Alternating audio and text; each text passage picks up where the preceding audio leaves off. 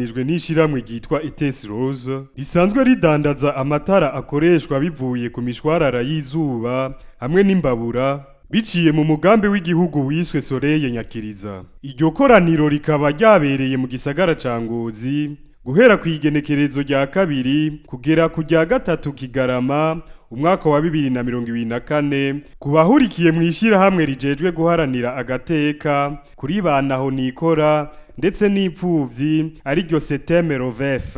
Mu majambo yose bisigura Calvary Transformation Ministries Rising Orphans and Vulnerable Family, aho abagize iryo shirahamwe baje bava mu ntara zitandukanye zigize Uburundi bashimye itunganywa ry'iryo koraniro, aho biyemeje ko bagiye gushigikira ishirahamwe ETS Rose mu kumenyekanisha ibikorwa barangura hamwe no gufasha kuzogurisha ayo matara akoreshwa nimishwarara y'izuba mu ntumbero yuko imihana imwe iri mu gihugu idakoresha umuyaga nkuba ishobore kuzokoresha ayo matara ku giciro ciza. Nzopfubusa Innocent, umuhanuzi wa buramatari w'intara ya Ngozi ajejwe ivy'iterambere, yaje aserukira Minani Desire asanzwe ari buramatari w'iyo ntara, yarakeje ishirahamwe ETS Rose giyumviriye gushira ku isoko amatara akoreshwa bivuye ku mishwarara y'izuba, kandi ko inyigisho zatanzwe mu iryo koraniro zoja mu ngiro kugira iterambere mu Burundi rirame.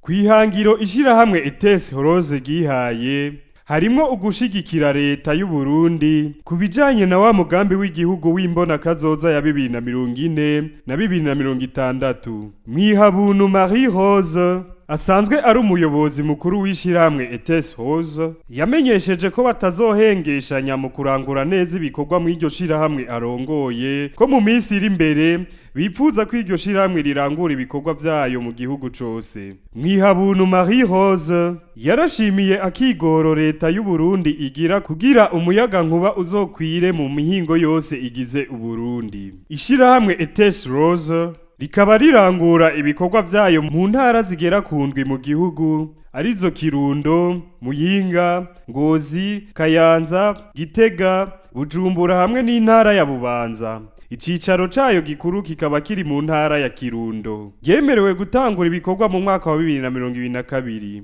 Mu kwezi kwa Myandagaro umwaka wa 2023 niho iryo shirahamwe gizewe kuja mu mugambi w'igihugu ari we Soleil Nyakiriza. Izo nyigisho z'ishirahamwe ETS Rose zikaba zigiye kuzobandanya ku magenekerezo ya 10 kugera 11 Kigarama muri uno mwaka, aho izo nyigisho zizoba zega abahurikiye mu ishirahamwe ryo kuziganya no kwiteza imbere ari ryo ICODE Microfinance.